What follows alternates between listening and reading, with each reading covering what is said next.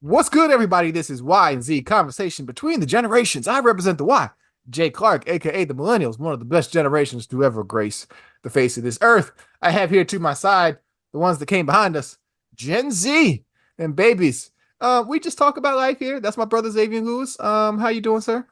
What's good, Clark? What's going on, everybody? Man, I'm feeling amazing. Everything is going great in life. Let me know how y'all feeling out there in them comments. What's going on? Y'all got any celebrations going on this week? What's going on? If it's your birthday, let us know it's your birthday. Give you a birthday shout out. We love to do something interactive with our guests, with our listeners, with our, parishioners, whatever we want to call y'all. You know what I'm saying? We gotta think of a nickname, We huh? really, yeah, we do need to get them a nickname, man. We need to get them a nickname. The Dividers, bam. Anywho, like, share, subscribe. Let's go ahead and get into it this week, sir, because we're gonna have some fun. Um, June 15th. So so beginning of this week over the weekend, the 30th anniversary of a classic from my childhood. You don't know nothing about this, Gen Z. Man, please. Yes, I do. I mean, you Oh, might have you like, but you don't know the fever. We don't, but The Lion King, classic, celebrated 30 years over the weekend. And it's crazy to believe that this movie is 30 years old. Smack dab middle, like really, when you talk about the heart of the Disney Renaissance, this is the heart of it. So I'm just curious from a high view. Let's start there. Like, what are you and your generation's view of this phenomenal man. piece of art? The Lion King has impacted our life in every which way possible because, like you said, we don't know a world where the Lion King isn't popular. So you have to like think about that. We came into the world and everybody already had rave reviews of the Lion King, and then you watch it as a kid and you're like, oh my God, this is one of the best movies ever. You know what I'm saying? Oh, And y'all got some then sense. Okay, okay. the way the way it evolved, even the Lion King, me personally, the Lion King, the musical, like if you ever just have a opportunity to experience that in person, it's 10 out of 10. Like every adaptation, I'm not gonna say every, but most adaptations of this piece of art is very, very good. It's always palatable. The story is tasteful. You have that heart, and this is one of the first Disney movies where you actually witnessed an on-screen death. No, no. Wait, on screen, do we see Bambi's mother get killed? I Do we don't think see? so. Because you don't really see move. You don't. I would Oh almost. no, You don't see it, you see Mufasa falling down but you into don't. the But bison, but you don't see. You don't see that. Like you see him fall off the cliff. Scar throws him off the cliff, but you and don't then see we a we moment see of a impact. baby Simba cuddling up against his carcass. But you don't see them. You don't see the moment of. You don't see the moment of death though. So I would almost say push back because I almost think even like with Bambi, we do. Do we have? Because it's been so long since I've seen Bambi. We know Bambi's mother got shot, but we ever see a body or anything like that? Ah, So this is the first body we want to see. right, I get. I mean, it was traumatic as a. I mean, I was. right. I You was. you as a kid, you Yeah. like, oh, he dead for real. I mean, that was a moment. That was a moment. Like he was like, oh, okay, okay. Oh, we gonna kill He Mufasa. ain't about to come back alive or nothing. What's going on? Dead. But, whoo, yeah, But I classic. do have to ask, man, Mhm. because I think, of course, one thing my generation missed out on was the buildup of knowing whether or not this was going to be good. Like, at which point did you know? Like, did you see a lot of trailers growing up? Like, what was that whole buildup like? It's not. It's not the buildup. It is the all-encompassing experience of monoculture. So you have the movie itself. So of course you have trailers, and it's not a matter of knowing it's good or not. It's simply Disney is in the midst of like I said, this area is called the Disney Renaissance because right before this you have Beauty and the Beast. Is Aladdin after or before Lion King? I want to say after. Not now I need to know. Just for context. Disney, not let's see, 90s Disney film releases. There we go. Um, So let's see, Disney movies from. So here we go. Bam, we have Rescue. Nobody talking about Rescuers, DuckTales. Okay, so Beauty and the Beast is 91, Aladdin is 92, and then Lion King is Oh, 94. okay. So Aladdin this was. is this is like the end of that. Okay, so this is really the pivotal point. This is kind of like the end point of like that we're locked in. Because then after this, you're getting Toy Story, Mulan, Hercules, like the second half of the Renaissance, which I think most people will agree isn't as strong as that first section. Like that Little Mermaid, Beauty and the Beast, Aladdin, Lion King is almost untouchable. Um, but as I said, it's really how it infiltrated Yeah, I'm looking at everything it now. You're right. in life. So like what you kind of see now, like the toys at a McDonald's or a Burger King. But like you got to think back then, you're seeing commercials for these toys on all networks, not just like Right. Nickelodeon. Like they're everywhere. So you got the commercials for the toys, so every kid wants the Happy Meal, whatever. Special edition glasses and cups. Of course, you've got the songs everywhere because the soundtrack is Everywhere. fire, so they're everywhere.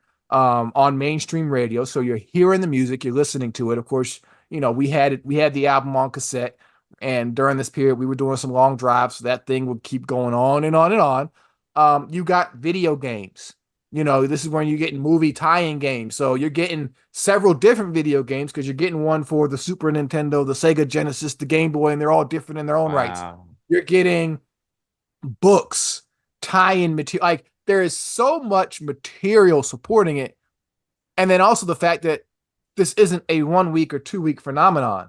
So let me see how How long. long was that in theaters? That's Like, I that's really that's do want to what know. because it was original budget was $45 million. That was the budget of the film. Worldwide, it brought in 968.4 million. I don't know if that's been adjusted for inflation or anything like that. But then so let's see the theatrical run. So the Like, I wide want people release to. was so it had it limit. So two different things. So this is a perfect time to do this episode because right smack dab in the middle. June 15th was the limited release. Wide release of the film happens on June 24th. So so essentially this weekend really marks the wide release 30th anniversary of the film. I'm I trying. think people don't like understand when Jason Weaver says Jason Weaver is now 44. Mm-hmm. You said The Lion King came out in 94? Mm-hmm. 94, which is okay. This is 2024. What was that? 30 years ago for him then? Okay, here we go. Here's what you can't imagine. In September of 94, Disney pulled the film from the theaters in order to then re-release it during Thanksgiving 2 months later to take advantage of the holiday Did you just sequence. say September? So essentially, that movie was June, in theater July. June, July, August, and so 3.5 months, just about, or 3 months.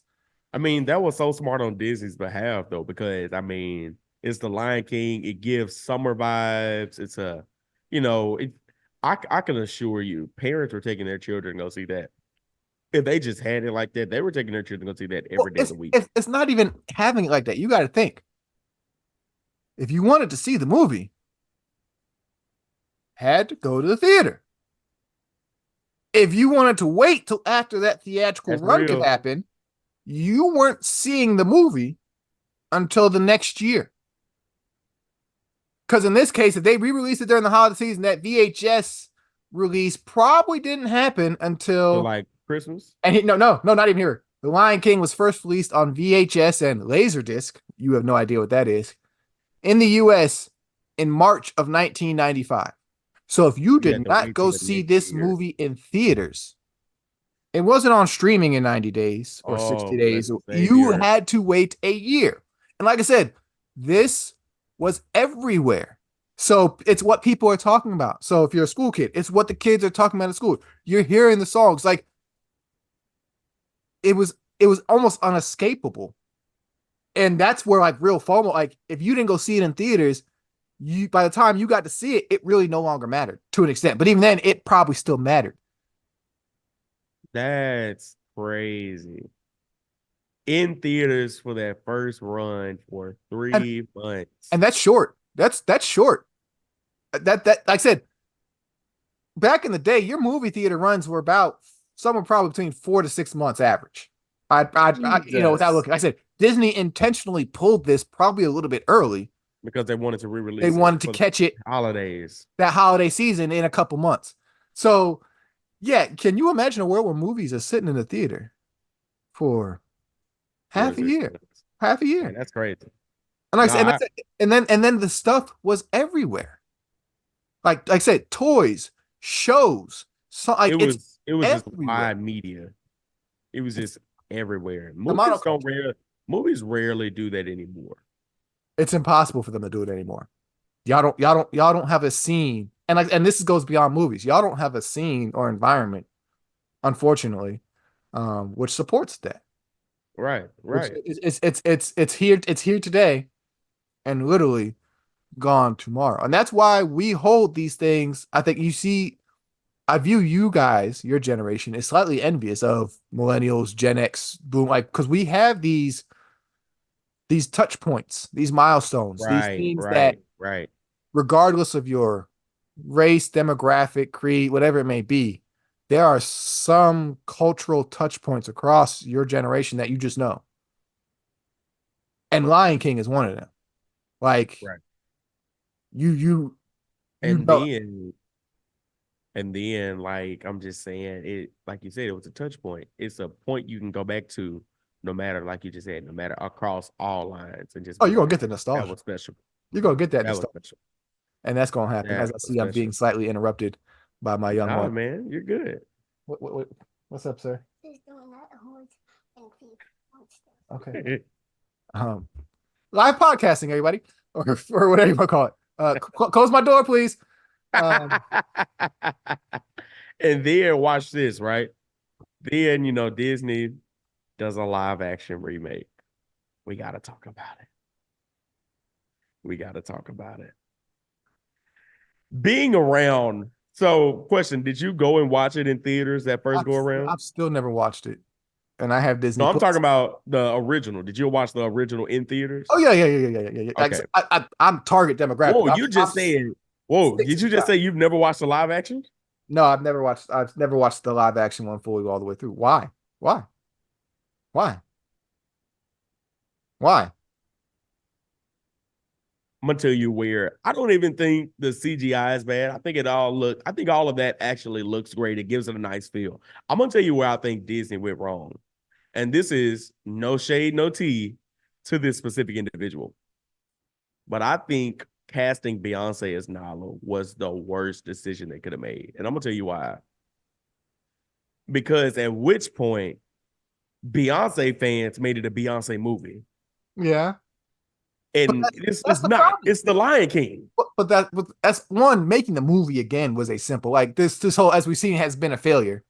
This whole trend of Disney trying to do these live action remakes. They have Well, made no, I like that live action Aladdin now. I don't know. I'll fight behind it, that one. It it, ain't no Robin Williams, but it Will wasn't Smith did a it good wasn't job. it wasn't bad, but it's a piss poor attempt at trying to capture magic again. Right, And right. we all see that and saw. And like I said, unfortunately, the biggest problem is you don't have like.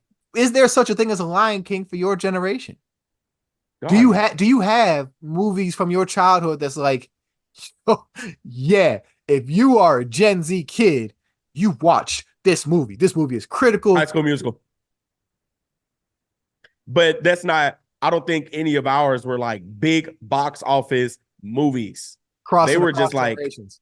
Because those were like that's the thing. straight to television movies. Yeah, and that's the thing. Like Lion King is great for us or my generation as children, but old like that wasn't just like, oh, this is a millennial thing. No, it was mass.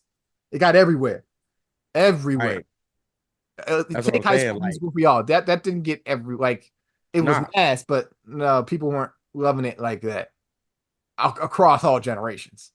If anything, I think the only thing my generation can hold near and dear to us, and I hate to do it. I hate to do it. I hate to do it. But the evolution of the MCU, I think that's on my generation. I think that's on. I don't. We cannot take credit for the creation Oh, because that's your generation, it's not a matter of taking credit for the generation because we didn't create the Lion King. We didn't create it. right? It's not. But It's simply something that happened during your period. I Uh, think the most definitely it'll be the evolution of the MCU. I that's think my interesting. generation will be able to say we experienced because we don't know where the MCU is going, and I think we experienced the golden age of the MCU in my generation. the only difference I'd paint there is the fact that the MCU wasn't targeted to you. Right. Whereas Lion King, Was targeted to your generation. it's a kid's thing. It's Disney. Disney is generally geared towards the kids. So they're like MCU wasn't necessarily geared towards the kids. You just happen to be a kid in that generation, in that era Right. during its come up. You don't have something that was targeted to you that specifically. I think what Marvel is doing now is actually kind of more targeted towards children. They have more, especially with their cinematic stuff, they have more kids in roles now. I would say Marvel's problem is they don't know who to target. They don't know who to target. But I mean, like you got what's her name? Miss Marvel. She's a kid superhero. Because at some point you're trying to move the story along. Right, right, And right. they're trying and that's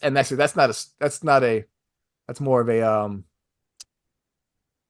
procedural issue is the fact that yes, if we can get you as a kid, you'll be able to play this role longer versus getting an older actor You who ain't got much left in you. or simply at some Yeah. point your aging might like so there's I don't think that's a direction of who they're trying to get in an audience. But yeah, like I said, it's crazy. Y'all missed out on eras where things were so like and to see it explode everywhere.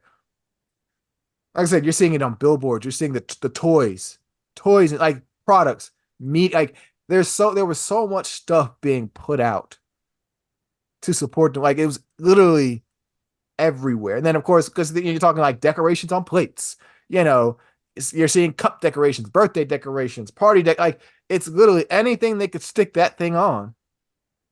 They I were doing. mean, maybe but it's nah. Anything else I say is not gonna live up to Lion King. If we just being real, I mean, you had the big Frozen. Frozen is close. Frozen is Frozen probably was very big close, for my but even generation. But then, like like Frozen did take over everywhere. yeah, but even then, it still wasn't. It was still. I mean, you cannot top the standard of the Disney Renaissance. You cannot. It's like I said, it's not even just the standard of the Disney Renaissance. It's like I said, it's literally the fact that stuff like you're getting that movie spawned so much product and merchandise, and then like I said, you're getting sequels, direct to video stuff. You're getting animated like there's it's literally it's almost impossible to describe Yeah. to you. Anybody who was alive back then or experienced these eras, and it's just not with Lion King, it's like with any of these properties that really got to that level, you understand what I mean when I say it was everywhere. It was literally everywhere. Crazy. And for such a long like it wasn't just a thing to talk about for that night, that weekend. It was everywhere. Also, something that was everywhere, as we shift just a little bit. This was also, and it's so fitting because the finals just wrapped up. The 30th anniversary of the White Bronco chase. OJ, where they literally interrupted an NBA game with the news coverage of this White Bronco chase. Um, Bro, I gotta pull this up. I just gotta rewatch this here. you go,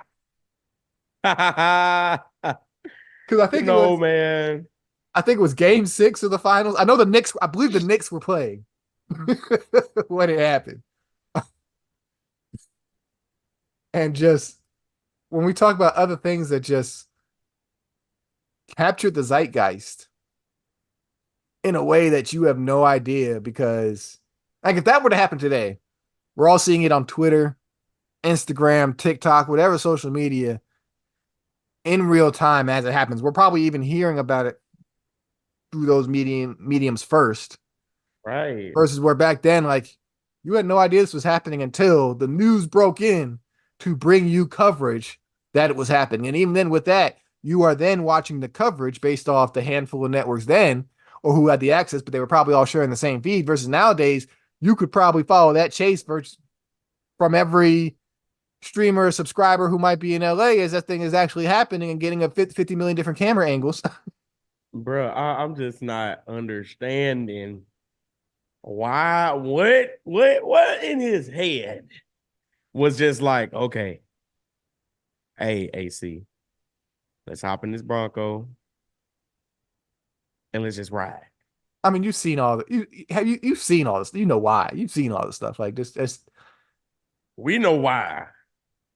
But like, boy, that's just wild, man. It's wild, right? Yeah, interrupted game 5 of the 1994 finals. yep. Yeah. But what's also crazy is if you look at the fallout, because if you take a higher view, stepping outside of OJ in the trial, Right. interesting at this time is it's literally like this trial and a couple others during this similar time period that have literally led to the expansion of 24-hour news networks and things like court TV and of the nature throughout the cable expansion of the 90s. Like this event is one of the reasons why we now have 24-hour news, which is That's real. I will say that. I will say that. Like events like that truly became, yeah. You don't even, yeah, you said it perfectly. well, That's the reason why news outlets have as much power as they do now. it's not power. It's simply these are the events that captured eyes.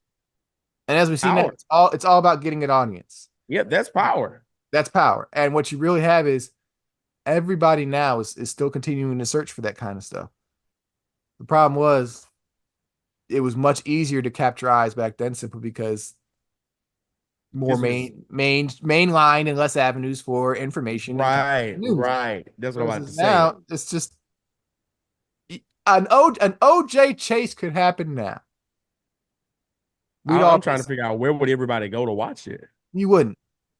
It would probably happen. There'd be some folks live tweeting it. But at some point, it's probably a review after it happens on online social media. Just, you know, like I think That's real. you guys got a little piece of it to an extent, unfortunately, with the Black Lives Matter protests and stuff. Because at that point, we were all tuned into an event, but we were all getting it in a various different ways. So what y'all aren't used to, we're all getting the same information at the same time. Because depending on where Right. you were getting your information during these protests, depending on you, like there's a which is great, you need all these viewpoints. Nobody's saying that, but there is something about, yeah, we all saw that white Bronco chase, and we all saw it in the same manner. Like it's not, It's oh, you something watch it different on about your that. I laptop or mean, your phone, or we all watched it on the television. not to compare two different people, but you look at OJ Simpson's happenings, and let's just look at present day, 2024. Look at Diddy, how we're all receiving that information. But even that's gone. You see what I'm saying? Diddy came and went. OJ was the main like this became a story for the next. When was the trial? When was the actual trial? The trial didn't begin until January of 95. Woo. Still 95. being talked about. Still being talked about. And then the trial became the trial. Like you're looking at things that have a shelf life, so to say. Right. And That's that's a good what word for it. and that's why it's like we all, once again, these cultural touch points, these things we remember because they're so big and they weren't things that went on forever, but they went on long enough for the general population, general public to have some kind of information on it. Like nowadays, it's simply like, oh, that happened? I ain't hear about it. Or tell me That's about this. very real. Like, That is so real right there. Oh, that happened? I ain't even know about that. Now that's real. because like and it's a wild time to remember just in terms of like because all the cultural differences we have now were around back. Like I said, nobody's saying the days were perfect, but it's interesting in this monoculture versus I don't even know what you want to call this era Mass consumption. I don't. It's This not. It's no. It's not even because it's not mass consumption, and that's the problem. Like that right, back right, then was mass right. consumption. We were all consuming the same things in the same ways in a similar time period. Now it's It's almost like over diversified.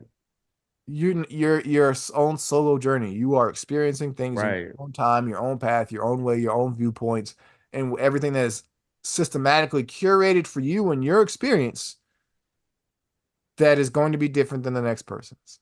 And I'm not sitting here saying we all had the same experience in the 90s. No, we know Nah. that's not the case. But we all had, on a certain level, we all experienced some of the same things that we could then reflect and talk about. I don't know. You do It's almost like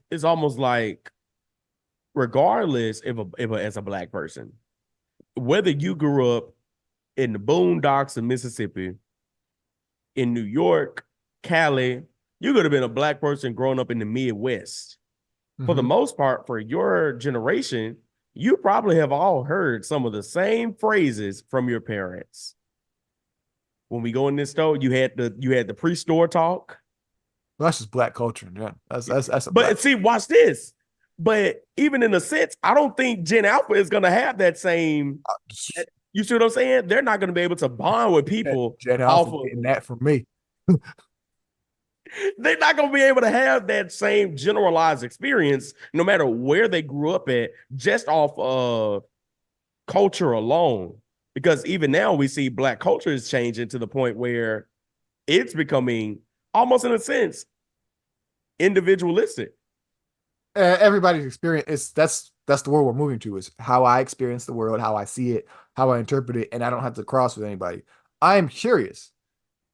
Are you guys jealous or envious at all sometimes the fact that things are so soloed because you are, as we talked about last week, you guys want that community. You guys talk about how you're lonely, can't connect. You know, are you guys? You Yeah, ain't got to ask the question, bro. You ain't got to yeah. ask the question. Well, Yes. I think it's nice sometimes to be said because we sit here sometimes assuming, but it's interesting to get your viewpoint, especially as you have seen this overindulgence of nostalgia. Because I don't know what you guys had. It's going to be interesting to see this next like 10-year span Yeah. because I don't know what they're going to try to tap in for y'all's nostalgia I have no clue. as consumers. You know, I really don't have a clue. I really don't. I think there's I think they're gonna skip my generation when it comes to doing nostalgic things and just try to linger the 90s on through another decade of being that go-to nostalgic way. I don't think I'm gonna be honest, I don't think there will ever be a wave of 2000s, 2010 style parties. You Not as much as there is you get some 2000s, Freakniks. you get some 2000s, but I think that gets lumped in automatically with the 90s. I think You see realistically, what I'm saying? what we're Right. looking at is post '05, round '06, when things started going HD and digital really kind of steps up and social media is really starting to ramp Right. up. Um, Like there's not going to be a resurgence of Blu-ray. you never know because there is that debate now about physical media and being able to own your own stuff. And so the question is, because like right now you have vinyl. Vinyl is the big comeback. I don't know if you have CDs experience a comeback because you had the vinyl. Um, I would love to have CDs back. I'm not even going to hold you. They need to start putting them back in vehicles. That's what they need to start doing. Look at him over there with his CD Bible over there, all every bit of 75 years old with that CD Bible. I don't care what happened to Spotify, Apple Music. I will always be able to listen to some of my faves. I will say this though. They I right here. had a case like that, and they were all for my video games. I would have case, I would keep the video game case and stack it somewhere, but the actual disc, it went in a plastic fold just like that. Oh man, it brings back so many memories. So let me ask you before we get out of here and as we start to wrap up. So for you, kind of following up on this nostalgia like trends things. So for you, what would that be for you? Like what would be some of those cultural touch points from your experience that you're like, yeah, this is something I would be super nostalgic about or have some of those same feelings that I feel that you guys talking about older generations have about some of your own touch. What would those be? I want to tell you one that's really on the top of my head, and this is just showing how fat I am. If Wendy's were to ever bring back the circle sauces, all I'm saying is Wendy's will be getting a lot of my money. The circle sauces at Wendy's were top tier. Throw away the rectangle ones. Throw them away. I don't want them. Bring back Ronald McDonald and the crew at McDonald's. Who is this little? The toy is now the Happy Meal box. The Happy Meal box is not a toy. It's Ronald McDonald and the Ronald McDonald crew. Thank you. That's nostalgic to me. I mean, I think still nostalgic to me would be like Disney Channel original movies from back in the day when I was watching them, and they would do a whole premiere. I remember very specifically High School Musical 2 premiered. Right after that was the premiere of Phineas and Ferb. I was just like head over heels for that. That was such a, and for some odd reason, that was the first night I choked on my first piece of popcorn kernel. It was just a wild night. It was just a wild night. Stuff like that is very nostalgic to me.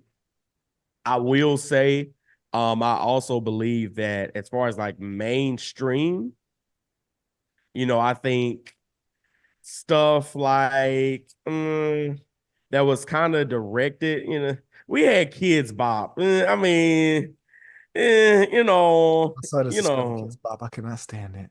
and I wasn't really into it myself either. I think most of the stuff that was directed to us as kids was just not, it wasn't quality. It wasn't really the best. I Well, think what y'all had directed to you all as kids, it was top of the line. well, here's the difference. Here's the big difference. What you had as a kid, you always had. Right now, if you wanted to go watch High School Musical 2, That's a good you point had to access. make. Back when we was kids, like for example, take Lion King in theaters for 3.5 months, video release a year later. But if you didn't buy that video release, you ain't had it. And it wasn't like this was something that kept pumping out. No, no, no. Disney, as we all know, or as we all knew, was very known for the vault, knowing that, yep, Yeah. this was sold. Okay, sold out. We're not making no That's more. No, it. it's in the vault. So you couldn't just go out and buy a copy of The Lion King in 97 or 98 if you wanted to. You had to hope to find it, maybe. Or that's, Borrow it from somebody that do have borrow it it. from somebody else. So part of it is also like, yeah, unless I hadn't was able to watch it all whenever I had Now, to I catch it will when it say, was aired on ABC or I somebody decided to agree. show it on TV. A lot of my childhood, that's why I said I still feel like I got a lot of essences of your childhood in my childhood, at least up until I got into like maybe like high school, middle school. And that's when things started becoming more, Mhm. readily available. But for most of my, at least have most of that time there, it was that same experience, right? If you wanted to watch a movie, you had to be there on that night to watch that movie because it's not coming on again for maybe another month, 2 months. And don't let it be a Halloween movie. You're only going to catch that movie one time a year, Right, and you better make plans to watch it. right. When it comes to, Christmas yep. movies, stuff like that. Even then, I remember Disney Channel used to do like a week of specials like during the summertime where they would do like Christmas in July. You might be able to catch those Christmas movies again or something like that. But other than that, it was limited opportunity. I remember vaguely when we used to go to my cousin's house or whatever, like my aunt's or uncle's house. We used to raid their movie cabinet just to see what they had, just to be that like, you didn't can we have, can haven't seen before. we Yep. borrow this? We'll bring it back. We just want to watch it. We haven't watched it yet. Like, so I still got some of those essences, and a part of me is almost like, because at first when streaming came around, you were like, oh, it's readily available. I can watch it, watch it, watch it, watch it, watch it. But that almost, I mean, I'm not even gonna say almost. A part of what that did was it deteriorated the quality of it, of what we started deeming it, how quality it was. It deteriorated your view on it in terms of, okay, it's always there. I can come back to it. Right, right, right. Versus a lot of the times, some of the stuff we hold dear is simply because we watched it 50, 11 times, because we had to watch it 50, 11 times, because our selection was on whatever, you couldn't have every movie. We had the big TV case. You had two shelves full of movies. We had a VHS, container on the side, Right. but that only held so much. You see what So I'm saying? you Like, made I think people don't understand when it comes to like knowing a movie line for line, word for word, it's because you wasn't watched it necessarily because it was just that great of a movie. It was because it was all that was available all to those available, and us. I've watched it over and over and over and over and over and over and I'm over. telling you, man.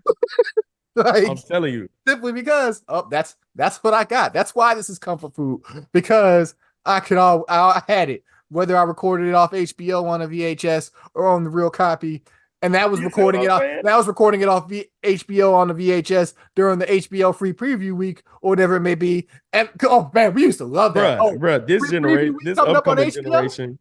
this upcoming generation will never know bootleg DVDs. That's all I'm gonna say. Bruh. No, not even bootleg. Bootleg DVD. You know how I knew sometimes free preview week was coming up? My How? pops would come home with a brand new, or two or three maybe sometimes, I know, unused blank VHS tape. 'Cause he was getting ready. Ah! Like a lot of these movies, like a lot of the movies that I love or I've seen of his that he enjoyed coming up, like Top Gun, Iron Eagle, like all these 80s Yeah. classics. I didn't watch them because we had RoboCop, the VHS tape. No, no. I watched them because we had RoboCop because Dad recorded it because it was being aired on HBO and we saw it during free preview week. So he made sure he had that VHS in that VCR with the recording timer set. So it would go like, and God, like, and you had to know, okay, yep, it's coming on 8 o'clock. And I had to I'm know how telling long you. the movie was going to be because I had to set the timer for, like, man, like, Right, right.